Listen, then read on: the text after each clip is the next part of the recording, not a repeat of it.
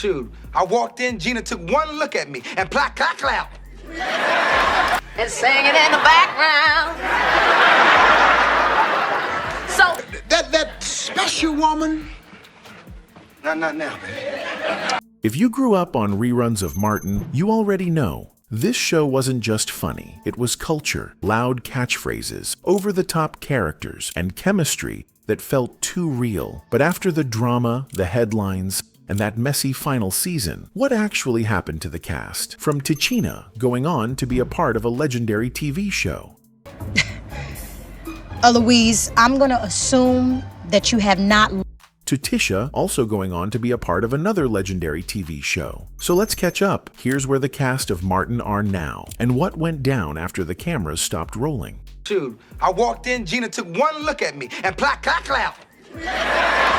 Martin Lawrence was that dude on TV. He played this loud, hilarious radio host from Detroit who always had something smart to say and never knew how to chill. Basically just a cartoon version of himself. His banter with Gina had folks hooked, the non-stop roasting between him and Pam was gold, and the chaos with his boys, Tommy and Cole, a mess in the best way. But what really made the show go off was Martin morphing into this whole lineup of ridiculous side characters. One minute, he was some nosy hood girl with wild hair and fake nails. Next, he's a dusty old security guard, or some washed-up disco dude yelling, "Watch out now." He did everything on that show. Straight up carried it with non-stop energy. But while it looked all fun and jokes on screen, things backstage got real messy. Toward the end, Tisha Campbell, the one who played Gina, called him out for serious stuff and even hit him with a lawsuit. It was heavy enough that she stopped shooting scenes with him completely. If you watch those last episodes, it's obvious. Their characters were married, but suddenly, they were never in the same frame. It got awkward fast. They eventually settled it behind closed doors, and she came back to finish things off. But yeah, that whole situation left a cloud over what had become a huge deal in black TV. Once the show wrapped, Martin shifted hard into movies. He'd already done Bad Boys with Will Smith, but when the follow-ups dropped,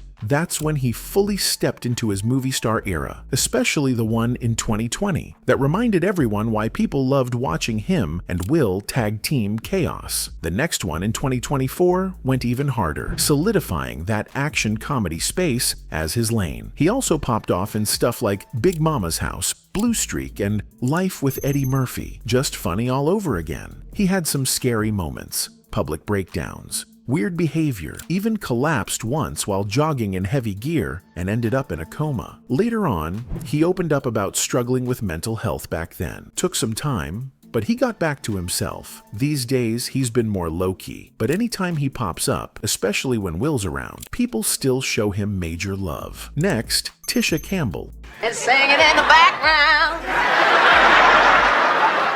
So Tisha Campbell ate as Gina on Martin. She wasn't just some cute sidekick. She kept up with all of Martin's nonsense and threw it right back, whether she was roasting him, dragging him into chaos, or just shutting it all down with one look. Gina was smart, had style for days, and always had her friends' backs. And that headboard moment? Iconic. Tisha brought real range. She made Gina funny, but still felt real, like someone you actually knew. Her next big move was on My Wife and Kids, playing a way more grown version of herself. Still funny, still sharp, but now the mom running the household while chaos followed her around. That show brought her a whole new fan base and proved she could do it all over again. Past sitcoms, she kept it moving, acting, music, showing up for people, and telling her story in a real way. Over the years, she's opened up more about everything she went through. The tough stuff, the personal growth, all of it. And because of that, a lot of folks started seeing her as more than just the funny girl from TV. She became one of those people who made it through and stayed solid. Next, Carl Anthony. No. Yo, who told you that, man? That ain't true. Oh, man, yes, it is. Carl Anthony Payne, the second, pulled up as Cole on Martin, like that one friend who's always 2 steps behind, but somehow still gets invited everywhere. He stayed rocking the most questionable fits, saying the loudest things at the worst times, and bringing pure chaos with zero clue. Cole was the certified goofball of the crew, loyal, awkward, and always catching strays. Whether he was chasing Big Shirley or showing up like he lived in a whole different universe, he made the mess fun. Carl played it so extra that you couldn't even be mad at how lost Cole was. Dude was a walking punchline and still got love. After the show, he stayed booked here and there. Nothing quite touched the Cole era, but he kept popping up. Guest roles, indie projects, even a little run with Tyler Perry. He got into directing too, and stand-up, and leaned into the fact that people still scream cool when they see him. He knew that role stuck with people, and honestly, he was cool with being that dude forever. Next, Mikal Ford. That special woman. Not now, baby.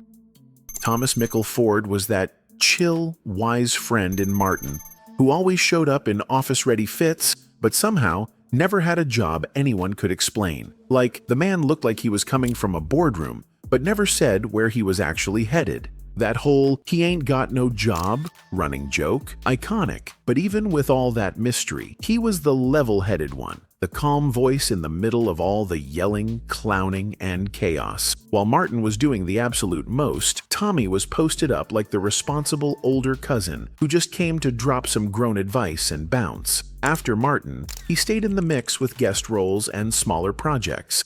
But that wasn't really his main focus anymore. He started doing more community stuff, talking to kids, writing books, speaking at schools.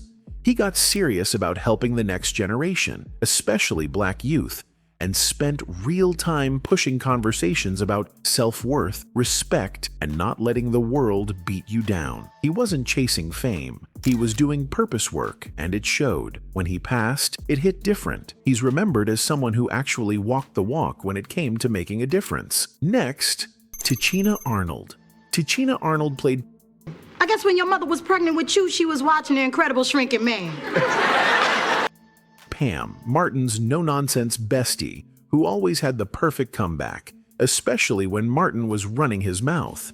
She wasn't the type to just sit there and take his jokes, and that back and forth between them was straight up hilarious. Pam wasn't here for anyone's nonsense, and she wasn't afraid to roast Martin right back. They might have bickered all the time, but at the end of the day, she was one of his closest friends, and that loyalty made their relationship way deeper than just a bunch of insults. Off-screen, Tichina stayed out of the messy drama. While Martin and Tisha were going through it, Tichina kept things low-key and made it clear she was there for her friends. She didn't dive into the whole situation when the harassment stuff came out, but she made sure to show support for Tisha. Post-Martin, Tichina didn't just disappear. She stepped into the role of Rochelle in Everybody Hates Chris, and that role blew up. She was the tough but loving mom, and honestly, she was one of the reasons that show was so iconic. Her comedic timing was on point. And that whole tough love thing, perfect. People still talk about her performance like it was one of her best. Tichina also popped up in a bunch of other shows and movies, like The Neighborhood. She's been on animated shows too, doing voice work for The Proud Family and American Dad. And it's not just acting. Tichina's also dipped her toes in music and used her platform to speak out on important issues like mental health, self-love, and women's empowerment. Next, John Gries. John Gries played Sean. What up? This is Sean McDermott, the radio hermit. Martin's smooth-talking friend, who loved throwing a little shade and stirring things up. He wasn't in the main friend group, but when he showed up, you knew something was about to go down. Sean was that guy who could slide into Martin's world, drop a sarcastic comment, and keep things interesting without stealing the spotlight. He was funny, but he also had that little edge to him that made him a perfect foil to Martin's chaos. After Martin, John's career went in all kinds of directions. He didn't get the same level of fame as some of the main cast, but he kept steady work in both TV and film. His big breakout moment came with Napoleon Dynamite, where he played Uncle Rico, the guy who was still living in the past and obsessed with his high school glory days. That character turned into a total cult favorite, and John's line about throwing a football over mountains became an instant classic. But John didn't stop there. He kept popping up in shows like Lost, The Pretender, and The Bridge, and also made appearances in big movies like Taken and Get Shorty.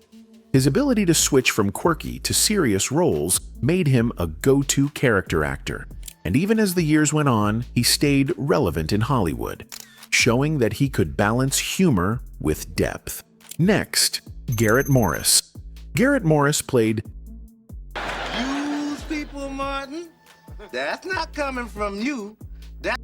Stan Winters, the over-the-top scheming station manager at WZUP Radio on Martin. Stan was that boss who was always trying to make a quick buck, and his weird, off-the-wall advice kept things hilarious. He didn't always make the best decisions, but he always made sure to bring the laughs. Garrett, with his years of experience, made Stan feel like he had been around forever, and it showed in how easily he slipped into the role of the quirky, sometimes shady boss.